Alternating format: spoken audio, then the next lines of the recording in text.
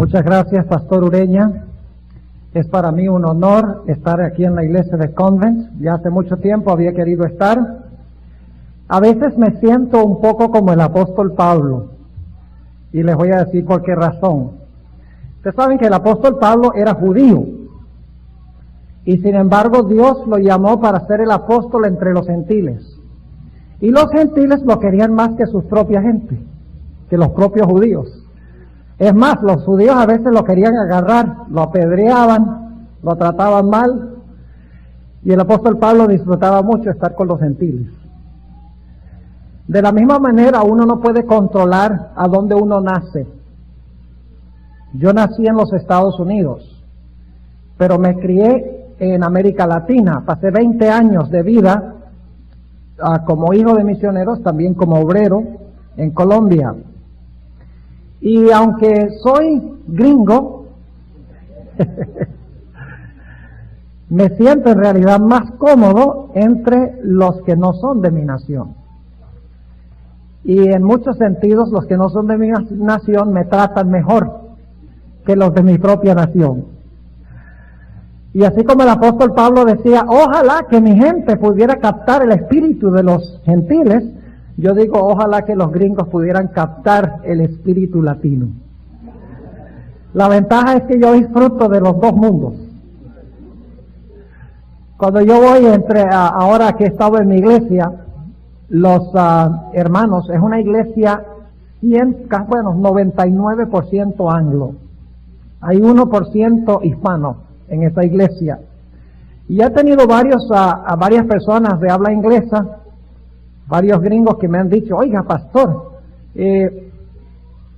apreciamos mucho su entusiasmo, es contagioso. Entonces yo les explico, bueno, la razón por la cual yo tengo este entusiasmo, si yo me hubiera quedado en los Estados Unidos no lo tendría. Pero lo que pasa es que yo he estado entre gente hispana durante más de 20 años. Y ahí es que agarré yo el entusiasmo. Y están contentos. Porque ven a un gringo con entusiasmo hispano.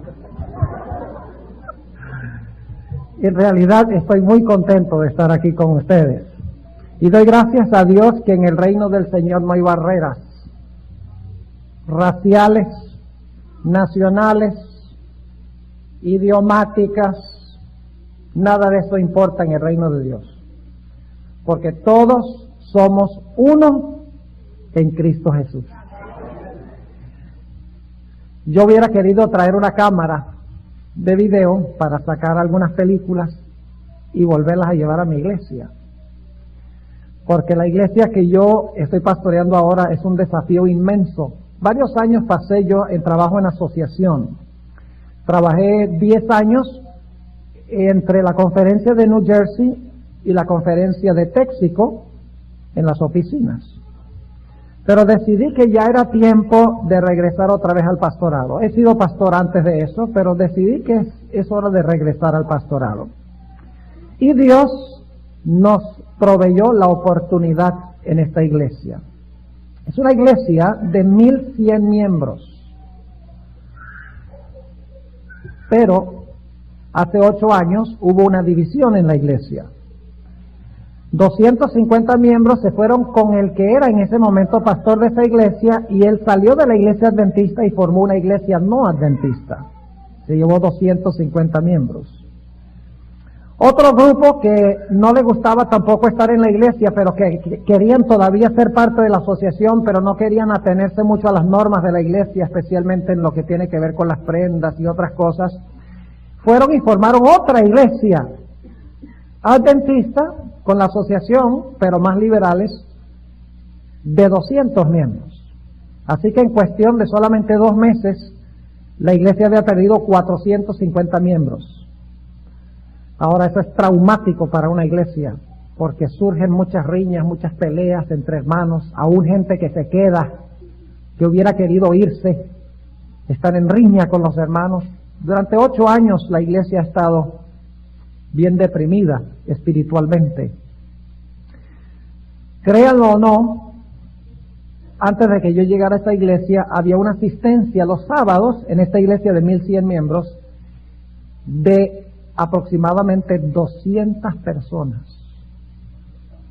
¿Pueden ustedes imaginarse una iglesia de 1,100 miembros donde asisten solamente 200? Por eso es que yo digo que me gustaría sacar una película de esto, para que ellos puedan ver una iglesia llena. Pero gracias a Dios, llevo 6 sábados en esa iglesia.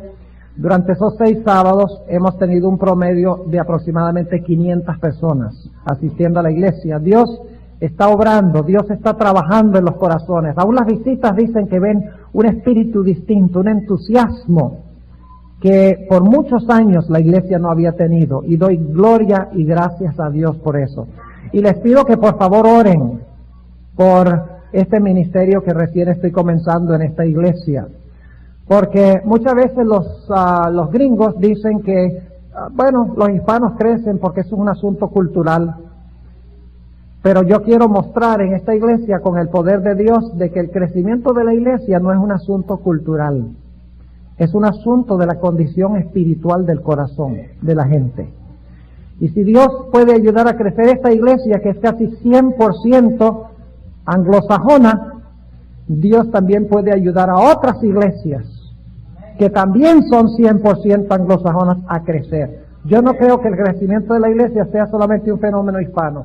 Yo creo que Dios quiere que todas las iglesias crezcan. No importa que sean asiáticas, no importa que sean hispanas, no importa que sean gringas, Dios quiere que todas crezcan.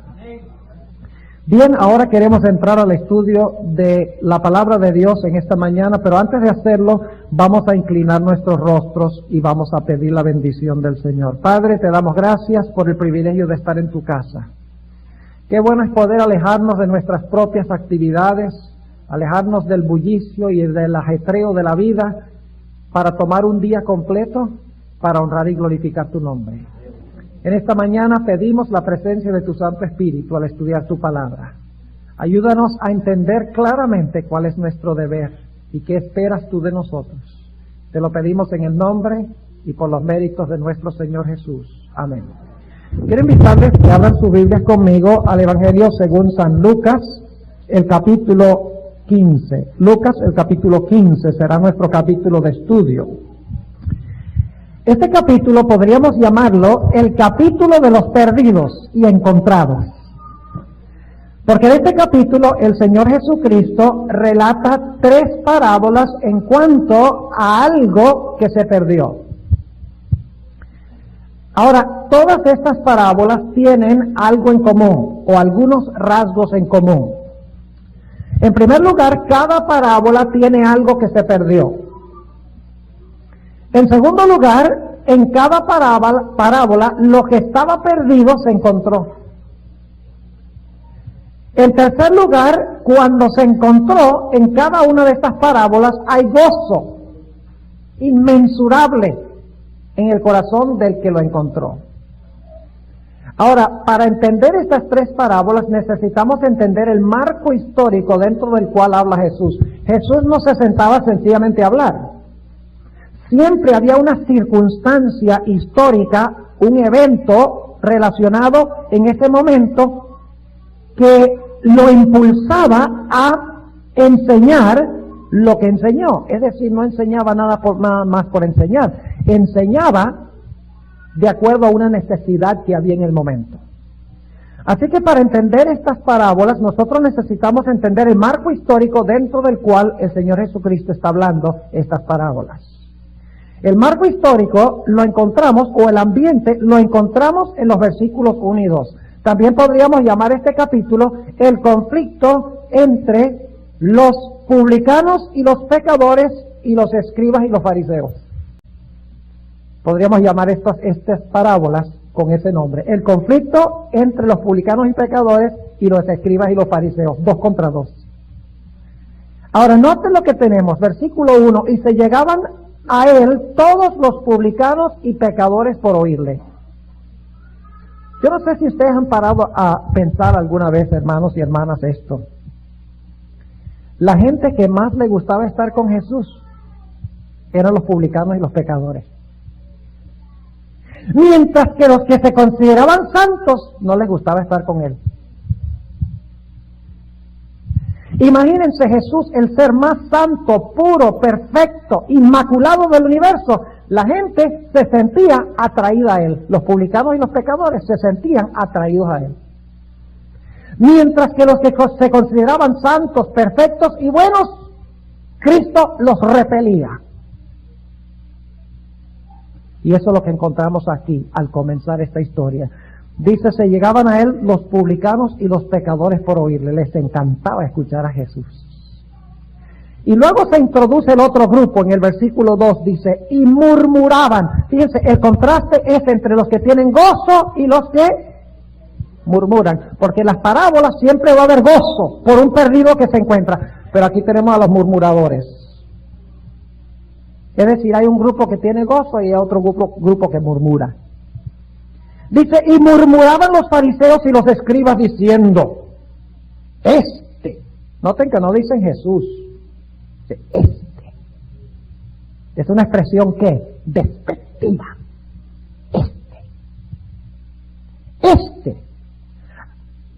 a los pecadores recibe y con ellos come. Lo que están diciendo es, si Él quiere comer con alguien, debe estar comiendo con nosotros. No con los publicanos y los pecadores, con nosotros. Si Él es tan santo y tan bueno y tan perfecto, Él debe comer con los santos, buenos y perfectos que somos nosotros. No debe estar comiendo con los publicanos y con los pecadores. ¿Saben que Jesús tuvo que tratar con este problema vez tras vez en su ministerio? Hay muchas parábolas de Jesús que ilustran esto. Recuerdan que un fariseo y un publicano fueron al templo a orar una vez. Y el fariseo decía, gracias te doy, Señor, que no soy como los demás hombres. Gracias te doy porque ayuno 2 veces por semana. Diezmo de todo lo que tengo. Soy un hombre bueno y justo. Y especialmente te doy gracias que no soy como este publicano. Lo mismo que tenemos aquí. La historia del joven rico. El joven rico dice, yo soy cumplidor, yo guardo los mandamientos, todo eso lo hice desde mi juventud, ¿qué más me falta? Jesús dice, ve y vende todo lo que tienes y dáselo a los pobres.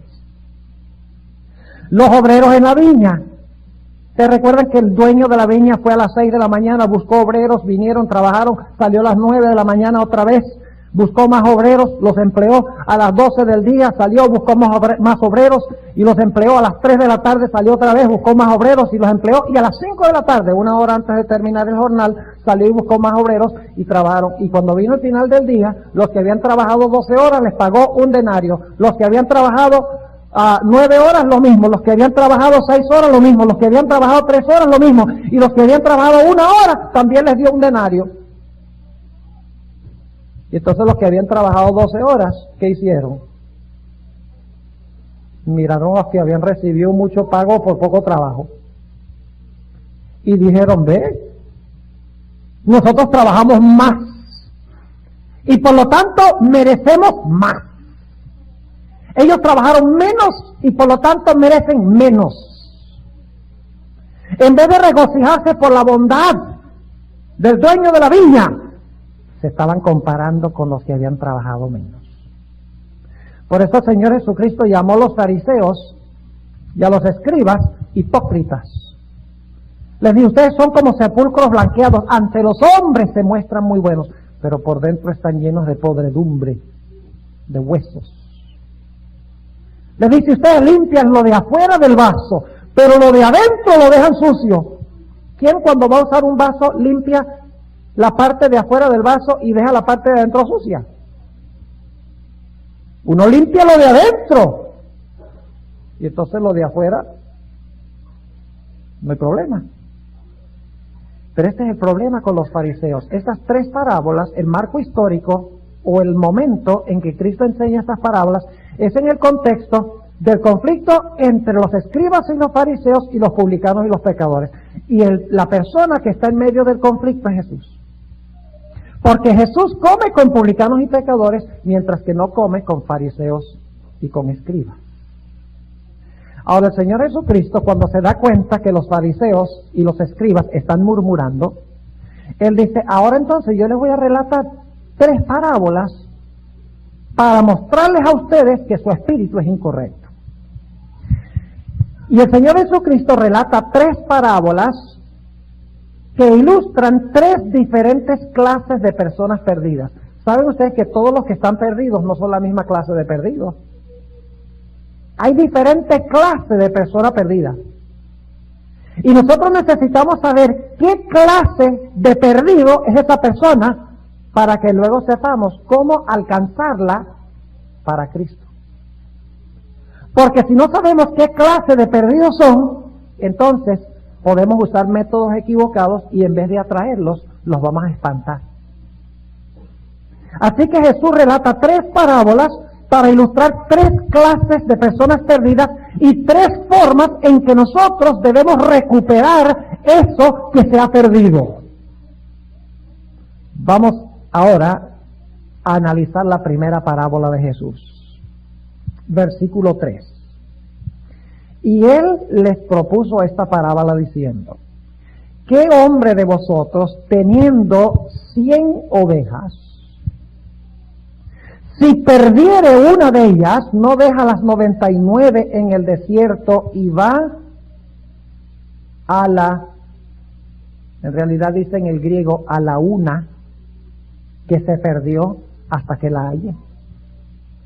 Ahora, si ustedes leen, y no vamos a buscar versículos, pero nada más les voy a mencionar algunos versículos, y dicho sea de paso, se están grabando los temas, ustedes los van a poder conseguir aquí en la iglesia después. Pero si ustedes leen Mateo 18:12, ahí da esta misma parábola, pero hay una diferencia, y es que dice allí que si una oveja se extravía, aquí dice si se perdiere una, no dice cómo se perdió, pero en Mateo 18:12 dice que la oveja se descarrió. Es decir, no fue culpa del pastor, fue culpa de la oveja. Me hace pensar de Isaías 53:6, donde dice: todos nosotros como ovejas nos descarriamos. Es decir, que estas ovejas se descarriaron. Ahora, necesitamos entender algo muy importante en cuanto a una oveja. Y es que una oveja, de todos los animales, tiene el peor sentido de dirección. Es decir, cuando una oveja se extravía, la oveja no es capaz de conseguir el camino de regreso al redil. Es imposible.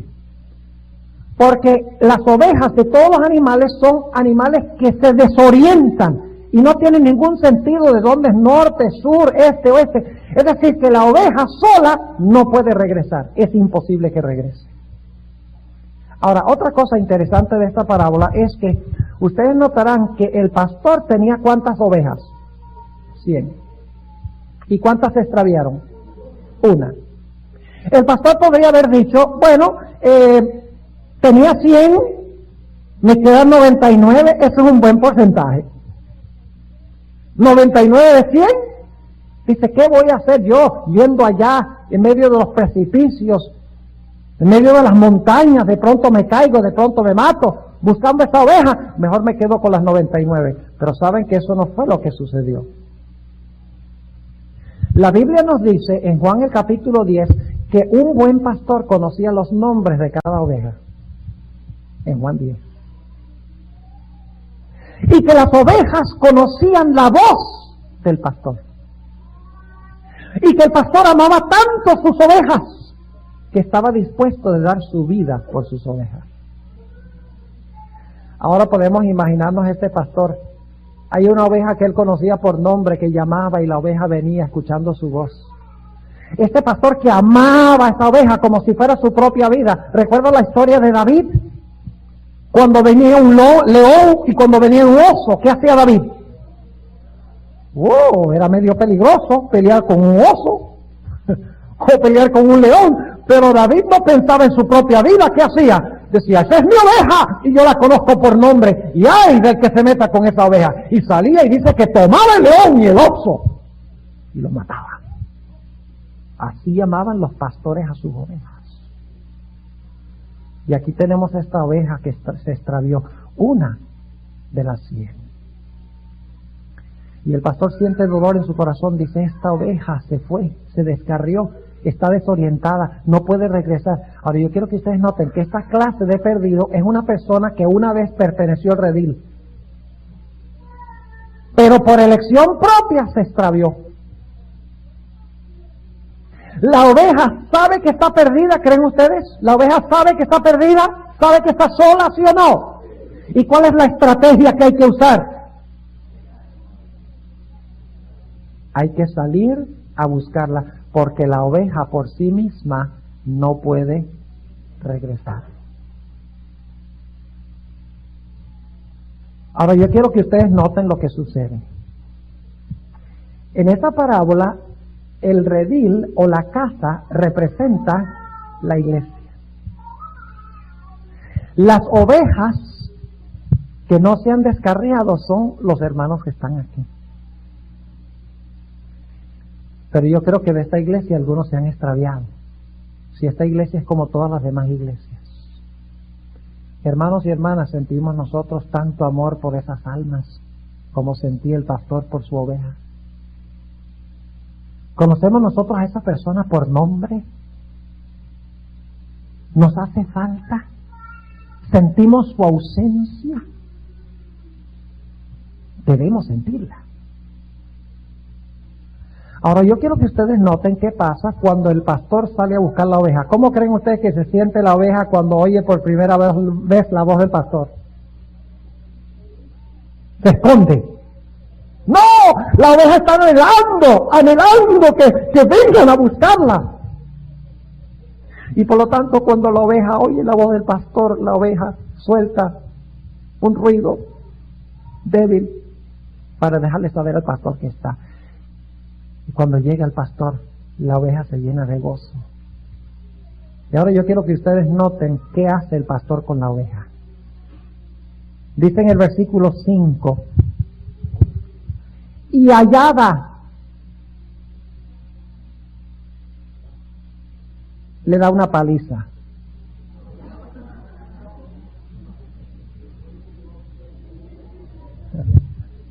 Y hallada, la empuja.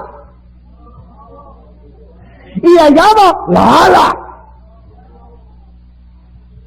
Y hallada, la regaña. Te dije que si te ibas al mundo iba a pasar eso, ahora no es. ¿Es así? Noten lo que dice. Y hallada la pone sobre sus hombros. ¡Qué linda ilustración, hermanos y hermanas! La pone sobre sus hombros. Con una sonrisa. No la regaña, no le da una paliza, no la ala, no la empuja. ¡La trae! ¿Ustedes creen que la oveja está contenta de que la traigan? Claro que sí. ¿Y la trae cómo? Sobre sus hombros. Gozoso. Feliz. Y ahora yo quiero que ustedes noten que no solamente la trae a la iglesia solo y la ovejita se sienta ahí en la iglesia sola. Ahí. No. La trae a la iglesia y ahora ¿qué pasa? Llama a todos los miembros. ¿Es así o no es así? ¡Claro! Dice en el versículo 6, y viniendo a casa, y la casa es la iglesia, dice, y viniendo a la casa, junta a los amigos y a los vecinos, diciéndoles, dadme el parabién. Esa traducción no es muy buena, el parabién significa regocijaos conmigo, es lo que dice en el griego. Venid y regocijaos conmigo. Ahora escuchen esto, porque he hallado, ¿qué dice? Mi oveja. No dice, yo he hallado la oveja. Yo he hallado esta oveja.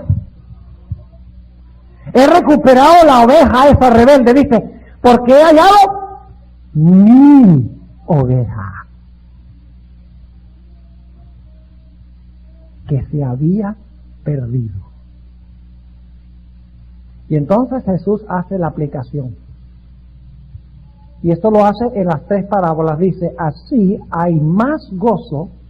Fíjense, hay un énfasis sobre gozo en esta parábola, ¿sí o no? Qué tremendo énfasis sobre gozo. Cuando se extravía, tristeza. Cuando la haya, gozo. Cuando llama a los amigos, gozo. Pero no solamente hay gozo en la tierra, sino hay gozo ¿dónde? En el cielo. Dice, os digo que así habrá más gozo en el cielo por un pecador que se arrepiente que de 99 justos que no necesitan arrepentimiento. ¿Saben que la sierva del Señor, sabe cómo cita ella ese versículo? Dice, hay más gozo en el cielo por un pecador que se arrepiente que por 99 que creen que no necesitan arrepentimiento. Y eso cuadra con la parábola.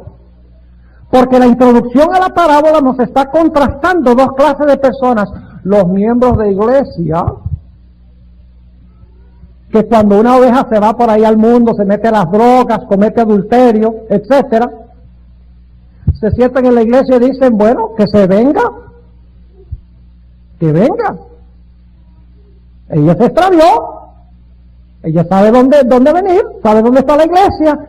Pero muchas personas que se extravían, hermanos y hermanas, por sí mismos no pueden volver. Sienten vergüenza, sienten que los van a tratar mal. Al menos que alguien vaya a buscarlos y ponerlos sobre los hombros, no regresarán a la iglesia. Hay mucha gente en la iglesia que son como los fariseos, que cuando regresa una persona, cuando se trae a una persona, dicen, hay que darle una paliza. Empujarlos, que regañarlos. Aquí la Biblia dice que hay que tener gozo. Qué lindo sería tener cada trimestre en la iglesia un día de celebración de la recuperación de los perdidos. Ahora, ustedes han oído de conflictos de celebración, ¿verdad? Dicen, no se hace por celebración en la iglesia, hay que tener miedo. Bueno, quiero decirles que esta clase de celebración sí la acepto yo. Cuando regresan personas perdidas, podemos celebrar. Y debemos estar llenos de gozo, porque estaban perdidos y fueron ganados. Así que la primera clase de perdidos son aquellos que pertenecieron al redil y se extraviaron. Están desorientados, no saben regresar, no pueden regresar, esperan que alguien vaya de la iglesia a buscarlos. La oveja sabe que está perdida, pero la oveja por sí misma no puede regresar, por lo tanto hay que ir a buscarla. Ahora notemos la segunda parábola que relata el Señor Jesucristo. Dicho sea de paso, los fariseos tenían un dicho. Decían, hay gozo en el cielo cuando un pecador es destruido. Eso decían los fariseos, lo tenemos escrito en la tradición farisaica, hay gozo en el cielo cuando un pecador es destruido. Jesús dice nada de eso, hay gozo en el cielo cuando un pecador se arrepiente y es aceptado. Ahora vamos a la segunda parábola, otra clase de perdido. Versículo 8. ¿O qué mujer que tiene 10 dracmas? Una dracma es más o menos lo mismo que un denario. Un denario era el salario de un día. Ahora ese es un detalle importante. Un denario era el salario que ganaba un obrero en un día de trabajo. Es decir, ¿ustedes creen que eso era una cantidad enorme? Lo que perdió esta mujer era una cantidad enorme, era una calamidad. ¿Que perdiera un día de trabajo? No. Entonces alguno dirá, bueno, ¿por qué hizo tanto escándalo y llamó a una fiesta y llamó a las amigas y empezó a celebrar porque hay una moneda? En un momento les voy a decir. Ahora quiero que noten lo que dice el versículo 8, dice, ¿o qué mujer que tiene 10 dracmas, si perdiere cuántas? ¿Se preocupa Dios por uno? ¿Sí o no? ¿Debemos nosotros preocuparnos por uno? Sí. Dice, si perdiere una dracma, ¿qué es lo que hace? ¿No enciende el qué? El candil, la lámpara, barre la casa y busca con diligencia hasta hallarla. Ahora, para entender esto, nosotros necesitamos entender cómo son las casas, o cómo eran las casas en Israel en los tiempos bíblicos. La mayoría de las casas constaban de solamente un cuarto. Lógicamente no había luz eléctrica, no tenían ventanas. Es decir, que la casa dentro era completamente oscura. Los pisos no eran de concreto, los pisos eran de tierra. Ahora, indudablemente esta mujer no es que se le cayó la moneda y enseguida empieza a buscarla. No cabe duda de que esta mujer había perdido la moneda y por un tiempo había estado perdida y de repente la va a buscar. Déjenme explicarles qué es lo que tenemos aquí. Sabemos por las costumbres matrimoniales en los tiempos del Nuevo Testamento que cuando una mujer se casaba, el marido de ella le daba 10 monedas de plata. Y esas monedas de plata ella tenía que guardarlas, porque eran evidencia de que ella amaba a su marido. Si en algún momento el marido le decía, ¿dónde están las 10 dracmas? Ella tenía que sacar las 10 dracmas y tenía que mostrarlas, porque si ella vendía esas dracmas, era señal de que no amaba al marido. Era su porción matrimonial. Así que el tener las 10 monedas era prueba del amor que ella tenía para con su esposo. Ahora ustedes pueden imaginarse la calamidad tremenda de que esa mujer haya perdido una moneda. Y que el esposo luego le dijera, ¿dónde están las 10 monedas? Y que ella solamente pudiera sacar 9. Ahora yo quiero preguntarles, ¿qué representa la mujer en la Biblia? La iglesia. ¿Y quién es el marido de la iglesia? Jesús. Nos va a preguntar algún día el Señor Jesucristo, ¿dónde está la porción que yo te di? ¿Sí o no? Claro que sí. ¿Y qué sucede si hemos perdido una de esas personas y no la hemos recuperado? ¿Qué dirá nuestro marido? Tengo razón de cuestionar tu amor. Por lo tanto, esta mujer, que representa a la iglesia, ¿qué hace? Enciende una lámpara. ¿Qué representa la lámpara? ¿Ah? Lámpara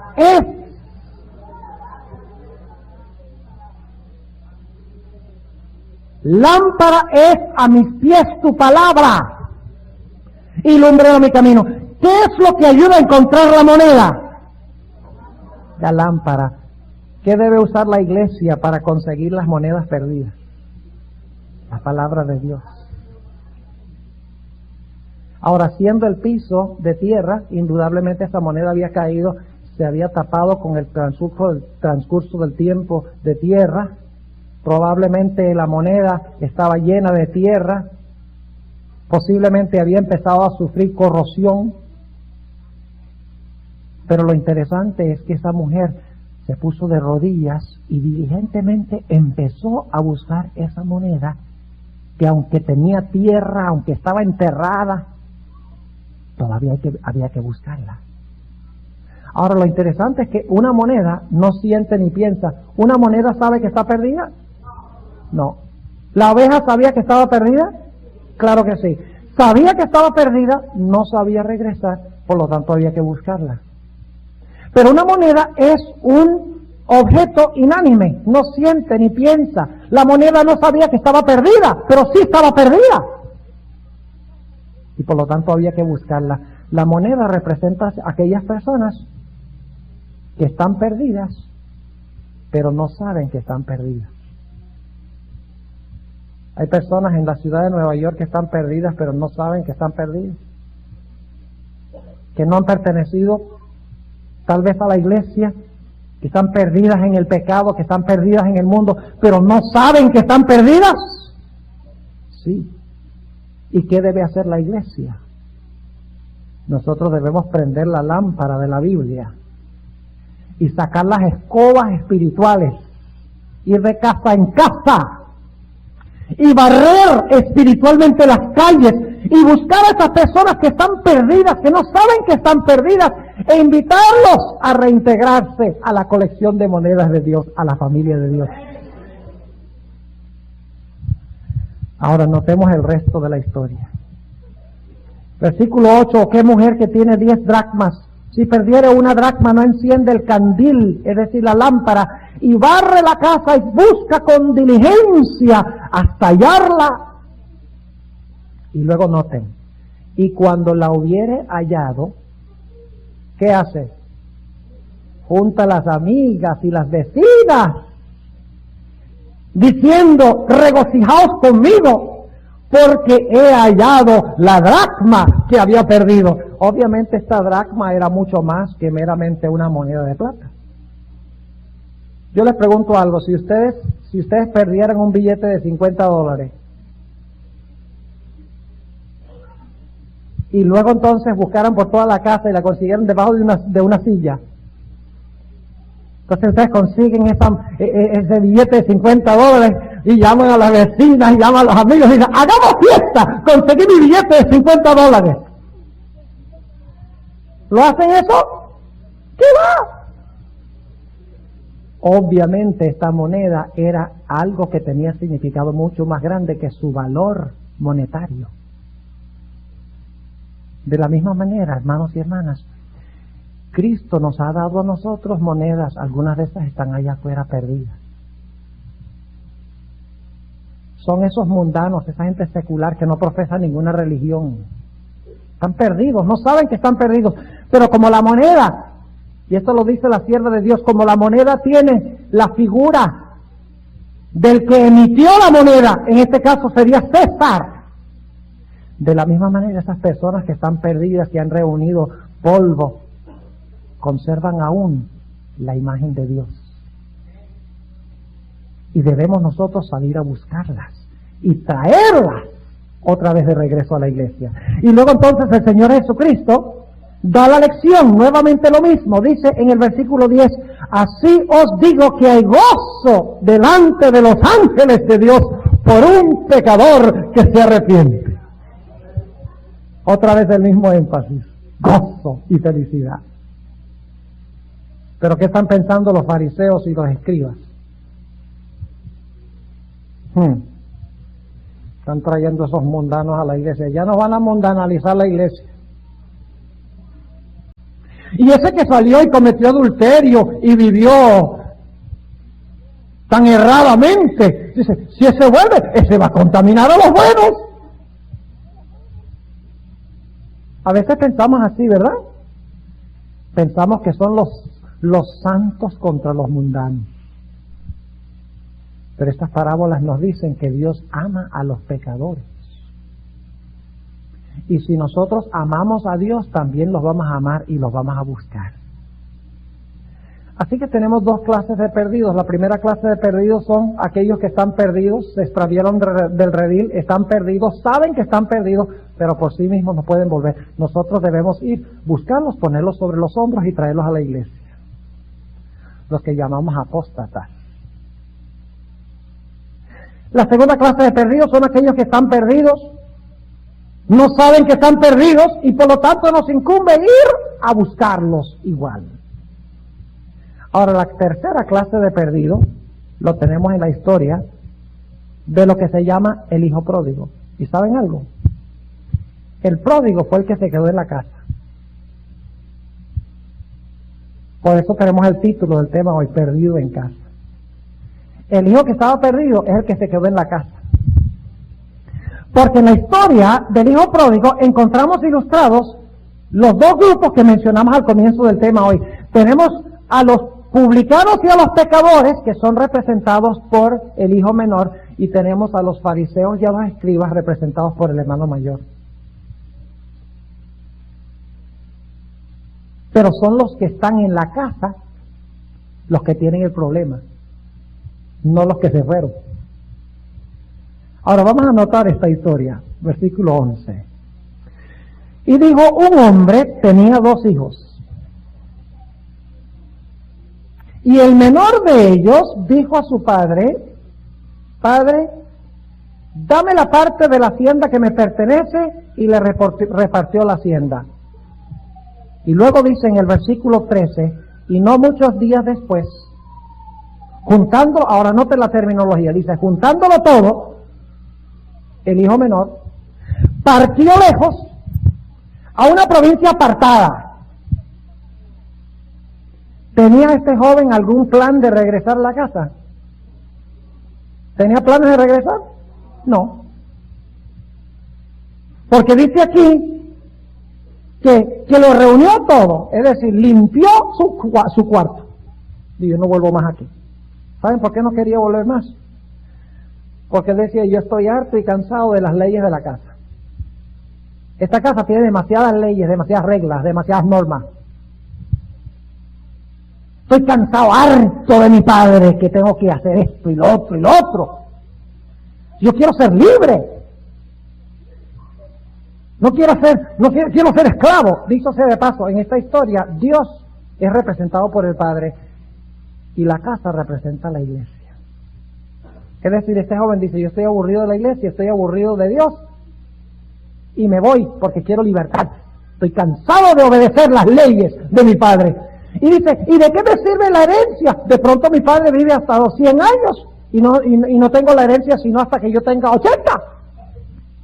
Es mejor vivir ahora que esperar algo que viene después. Es decir, que este joven tenía la filosofía, comamos y bebamos ahora, que mañana moriremos, vamos a aprovechar ahora. Yo no estoy seguro de nada en el futuro, pero yo quiero vivir por el momento presente. Y por lo tanto nos dice que él se fue. Ahora, lo interesante de esta historia es que en esta es la única historia a donde lo que se perdió no se busca. ¿Han notado eso? En esta historia el padre no lo va a buscar. Y eso es un detalle muy importante. La oveja perdida se busca, la moneda perdida se busca, el hijo perdido no se busca. ¿Qué hubiera sucedido si el padre hubiera ido a buscar al hijo cuando el hijo estaba por allá gozando, entre comillas, con el dinero y con las posesiones? ¿Qué hubiera sucedido? El hijo hubiera dicho, ¿qué es? ¿Tú quieres que yo quiero volver otra vez a la iglesia y ser esclavo de leyes y de normas? Si yo soy libre, estoy gozando la vida, estoy disfrutando en baile y con rameras, dice el hermano más adelante, dice, con rameras estoy gozando. No hubiera querido volver. Así que lo único que hace el padre es quedarse en la casa y orar y sufrir. Dice entonces que se va a una provincia apartada y vive perdidamente. Y seguramente él cree que esto sí es vida. Emborracharse, andar con... Y niños que están aquí en esta mañana, va a llegar el momento en que ustedes van a decir, yo estoy cansado de la iglesia, yo estoy cansado de las leyes, las normas, las restricciones, no me dejan hacer esto, no me dejan hacer lo otro, no me dejan hacer lo otro, todo el tiempo están diciendo hagan obra misionera, estoy cansado de eso, yo quiero salir al mundo y quiero gozar un rato, quiero disfrutar un rato, estoy cansado de Dios y de la iglesia. Tengan por cierto que terminarán esclavos. Y por lo tanto dice en el versículo 15, dice, y fue y se llegó. Esa no es la mejor traducción. En realidad es la palabra pega, glue. Es decir, se pegó a uno de los ciudadanos de aquella tierra. Es decir, llegó a ser un ¿qué? Un jornalero, un esclavo, el cual le envió a su hacienda para que apacentase ¿qué? Imagínense esto, los puercos. ¿Saben ustedes qué representan los puercos en la Biblia? Ustedes pueden leerlo en Apocalipsis 18, 2 y 3. Dice que los puercos representan a Satanás y sus ángeles.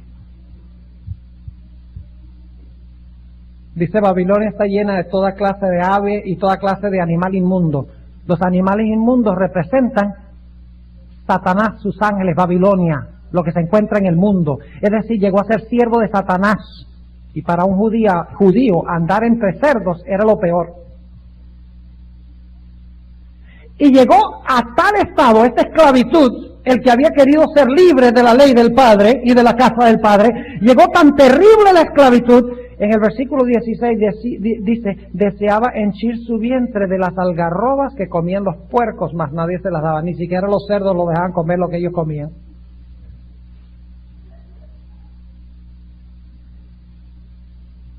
Y ahora el versículo 17, muy importante. Y volviendo en sí. ¿Qué significa eso, volviendo en sí? Pues si se volvió en sí, antes no estaba en sí. Lo que está diciendo este texto es que este joven estaba loco, por usar una expresión que todos conocemos. Estaba demente. Cuando usted se va de Dios y se va de la iglesia, esa persona se vuelve demente, fuera de sí. Aunque crea que es libre, termina pegándose a alguien que lo esclaviza. Así que dice, vuelve en sí.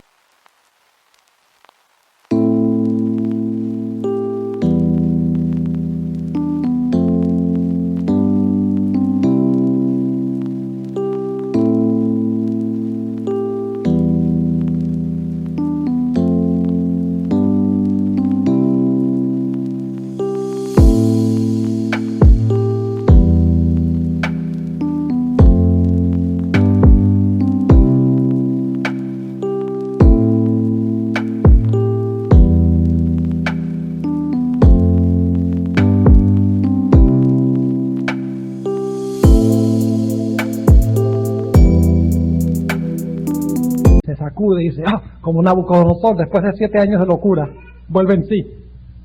Dice, bueno, ¿dónde estoy yo? ¿Qué estoy haciendo aquí? ¡Ah! Y entonces, ¿de qué se acuerda? Se acuerda del Padre. El amor del Padre lo trae al arrepentimiento. En Romanos 5:8 dice que el amor de Dios nos lleva al arrepentimiento. Se acuerda de su padre. De nada valía que el padre lo buscara, porque no hubiera ido a la casa. El padre tuvo que esperar que el hijo hiciera un desastre de su vida. ¿Qué dice eso en cuanto a nosotros? ¿A veces tenemos que permitirlo? Sí. Hay personas que a nosotros no vale la pena ir a buscarlas. Hacen más daño que bien ir a buscarlas. Hay ciertas personas por las cuales solamente podemos orar. En la ciudad de Amarillo, hace algunos años, yo tuve una campaña evangelística y hay 2 personas, marido y mujer, que recibieron un volante. ¿Y saben lo que sucedió? Un volante por correo. Recibió una carta de ellos y el volante estaba roto en 100 pedazos. Y la carta decía, ¿cómo se le ocurre mandarme usted un volante a estas conferencias de la iglesia adventista? Y bueno, echó pestes hasta decir ya, que se me cayó el corazón a los pies. De dolor.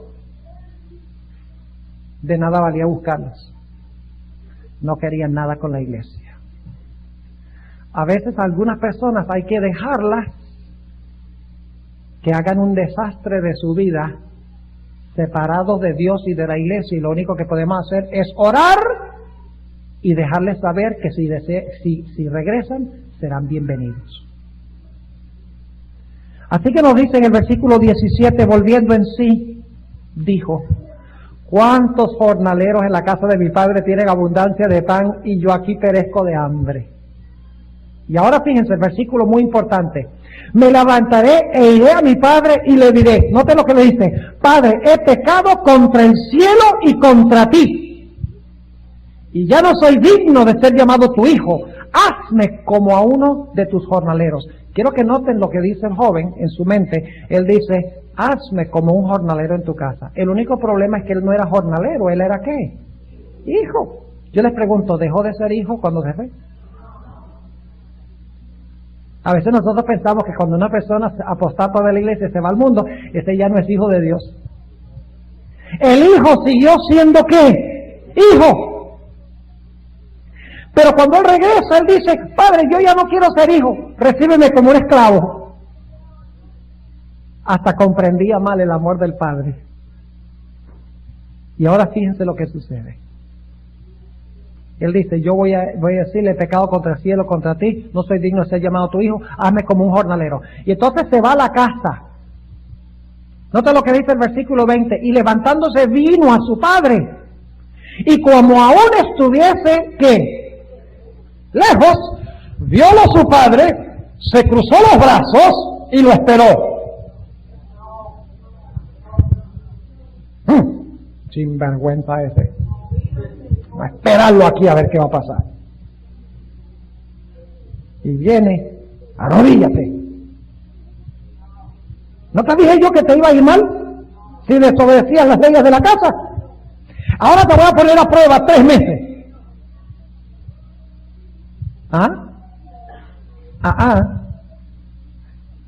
Note lo que dice, cómo es Dios.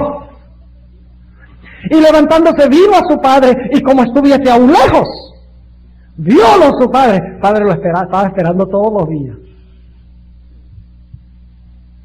Y dice, y fue movido a misericordia. ¿Y qué hizo? El padre corrió y echóse sobre su cuello, ¿y qué? Y besóle. No le dijo, muchacho, ¿cómo hueles tú? Si vienes de estar entre los perros, báñate. Entonces después vienes y a ver qué hacemos contigo. No. Así como estás, lo recibe.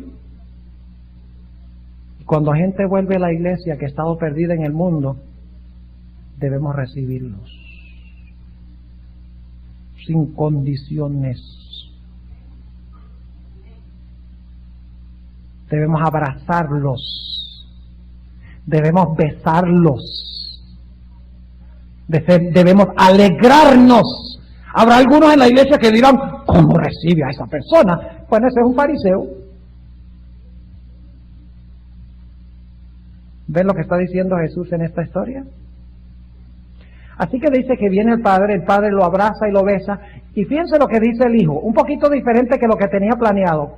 Y el hijo le dijo, Padre, he pecado contra el cielo y contra ti, y ya no soy digno de ser llamado tu hijo. ¿Qué falta ahí? Hazme un jornalero en tu casa. El padre no lo dejó terminar. El padre no permitió que dijera, hazme un jornalero. El padre le dijo, cállate, cállate ya.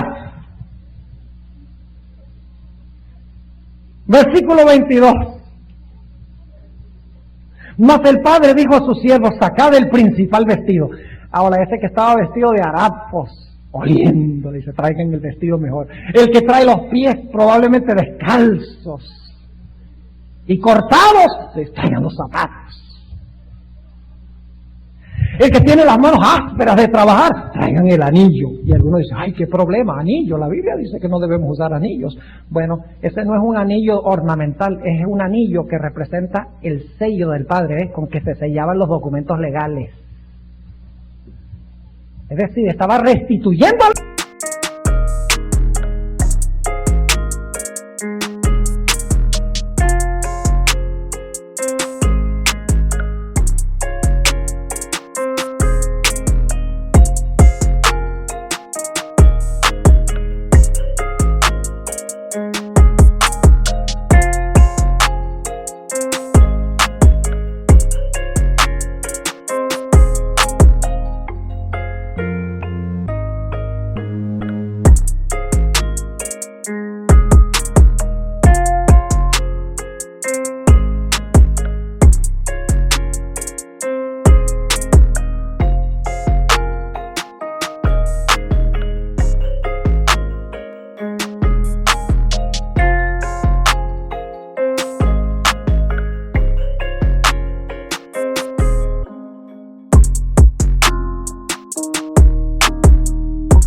con puros derechos legales como hijo.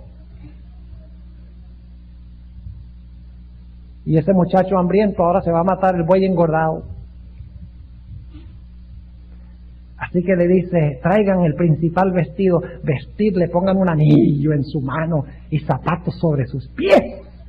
El pasado es olvidado, es cubierto con el manto de su padre. Como si nunca se hubiera ido de la casa. Eso es lo que sucede cuando un pecador regresa a Jesús, por más perdidamente que haya vivido. Y ahora noten el versículo 23, y traed el becerro grueso y matadlo. Y comamos y hagamos ¿qué? Ahí está otra vez lo mismo, hagamos fiesta. Porque este mi hijo muerto estaba muerto en delitos y en pecados. Cuando usted se va de la iglesia y cuando se va de Dios, usted está muerto. Cuando regresa a Dios, ha resucitado. Porque este mi hijo era muerto y ha revivido. Habíase perdido y es hallado. Y comenzaron a ¿qué? Ahí está otra vez. a regocijarse. Y entonces cuando están en el apogeo de la fiesta, de repente está el otro hijo por allá en el campo y oye la música. Y fíjense que él sabe, yo creo que él sabía lo que estaba pasando. Y en vez de entrar a la casa, él no se digna entrar debajo del mismo techo. Él llama a un criado y dice, ven acá. ¿Qué es lo que está pasando ahí adentro? ¿Qué es lo que está pasando? ¿Tú no has oído? ¿Cómo así? Pues dice, tu hermano ha venido. Fíjense cómo dice el siervo, dice, tu hermano ha venido. Ha regresado a la casa. Y el hermano mayor dice, ¿qué? Ese que vivió con las rameras, ese que malgastó toda la herencia de mi padre, que no lo sirvió, que no obedeció sus mandamientos, ese ha regresado y lo han recibido y están haciendo una fiesta. Aquí hay algo malo. El que se merece la fiesta soy yo.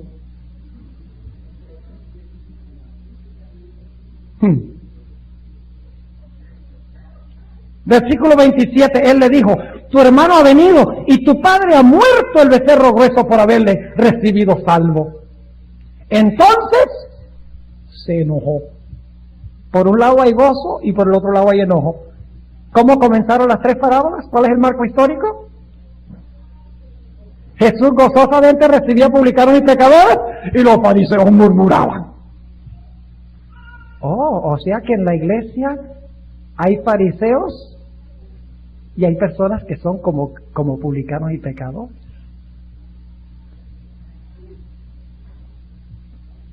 Y le dice entonces, se enojó y no quería ¿qué? Entrar. Salió por tanto su padre y ¿qué hacía?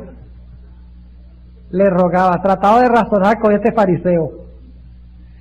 Decía, hijo, ven, entra. Disfruta la fiesta de tu hermano que ha regresado.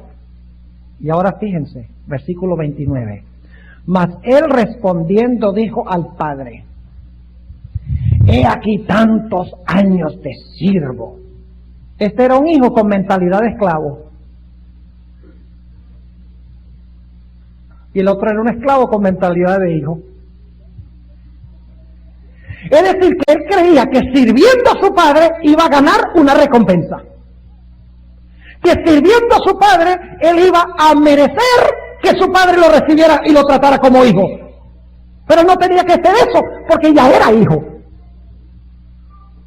¿Me están entendiendo lo que estoy diciendo? Así hay muchos adventistas que dicen, yo me porto bien y Dios me paga. Pero cuando ven que un pecador viene y hay gozo en la iglesia, dicen, ay, pero Señor, tú nunca me has hecho una fiesta a mí.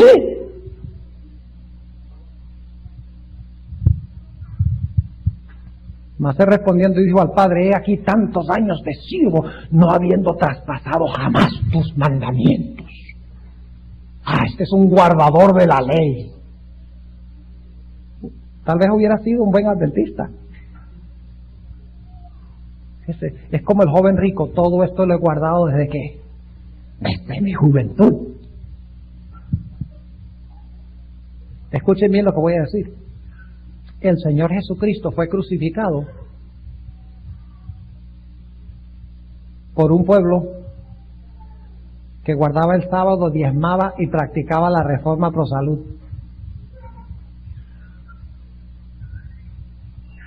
Debe causarnos temor eso. Y no estoy diciendo que el sábado y el diezmo y la reforma pro salud son malos. No, hay que hacer esto sin dejar de hacer lo otro. Así que le dice, nunca he traspasado tu mandamiento. Y dice, nunca me has dado un cabrito para gozarme con mis amigos. ¿Ve? Dice, tú le matas el buey engordado y a mí no me das ni un cabrito. ¿Ven el contraste? Es decir, tú has hecho lo máximo con un pecador y no has hecho ni lo mínimo con un santo.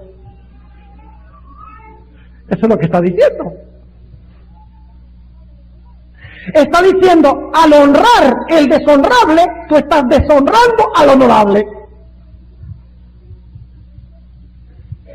Ni siquiera un cabrito. Y luego noten el versículo 30, dice, mas cuando vino tu hijo.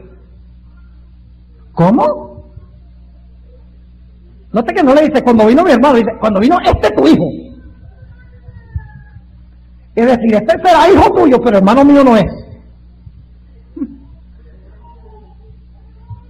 Que ha consumido tu hacienda con rameras. Has matado para él el becerro grueso. Él entonces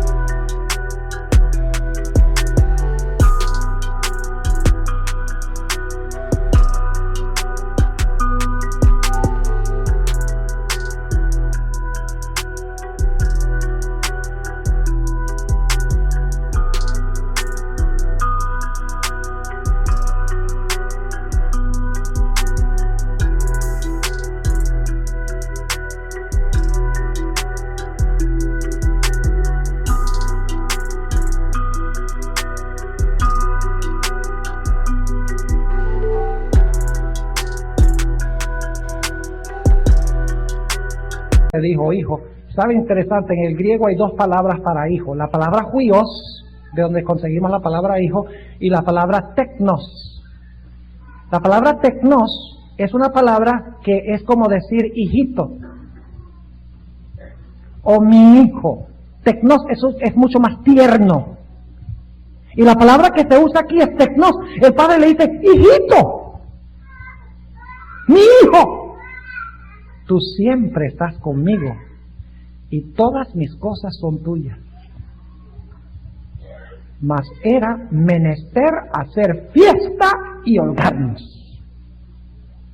Porque tu hermano muerto era y ha revivido.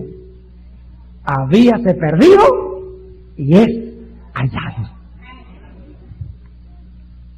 Dicho sea de paso, algunas personas se inquietan con lo que dice el versículo 25, donde dice que se oyó la sinfonía y las danzas.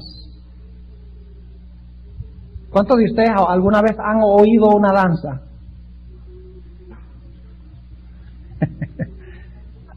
¿Cuántos han oído una danza? ¿Cómo pueden ustedes oír una danza? La danza no se oye, se ve. La palabra griega aquí es la palabra joron, de donde nosotros conseguimos nuestra palabra coro. Es decir, llamaron la banda y el coro. Llamaron dicho sea de paso, la palabra música aquí es la palabra sinfonía. Llamaron la sinfonía y el coro, la sinfónica y el coro, para celebrar el regreso de este joven. Hermanos y hermanas, lo que Cristo quiere enseñarnos es que hay diferentes clases de gente perdida. Y que nos incumbe a nosotros como adventistas, en vez de criticar a esa gente, en vez de cruzar los brazos y esperar que regresen, y en vez de ser austeros y duros con ellos, por amor debemos buscar la oveja que se perdió, traerla sobre los hombros a la iglesia. Debemos buscar la moneda que está perdida y no sabe que está perdida, y debemos traerla y tener una celebración de gozo en la iglesia. Y debemos recibir a aquellos que se fueron de la casa, desobedecieron los mandamientos, vivieron prófugamente, pero que regresan. Debemos recibirlos con los brazos abiertos, como el Padre decir, bienvenidos al hogar. ¿Es la iglesia de Convent esa clase de iglesia? Van a tener una campaña evangelística que empieza apenas termine yo. ¿Quieren ustedes tener éxito en esta campaña evangelística? ¿Qué tenemos que hacer? Tenemos que orar, pero tenemos también que hacer ¿qué? Buscar la oveja. Aquellos miembros que se extraviaron, que como que nos olvidamos. ¿Quiénes son? Buscar esas almas perdidas que no saben que están perdidas y traerlas a las conferencias.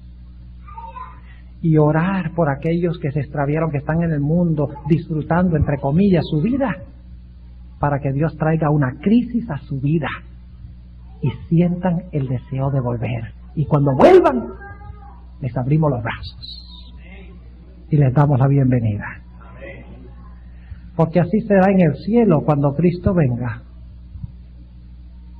Dirá: sed bienvenidos todos estos pecadores, redimidos por la sangre de Jesús. ¿Desean ustedes ser esa clase de iglesia? Levanten la mano si ese es el deseo de su corazón, ser esa clase de iglesia, una iglesia amante, como Cristo es. Oremos. Padre, te damos gracias por estas historias que relató nuestro Señor Jesús. Sabemos, Señor, que muchas veces somos como los fariseos, ignoramos a la gente, no la buscamos, no las amamos. Pero pedimos, Señor, que abras nuestros corazones y que metas en nuestro corazón el amor de Jesús. Ese amor intenso por la una alma que está perdida. No tienen que ser muchas, la una, Señor.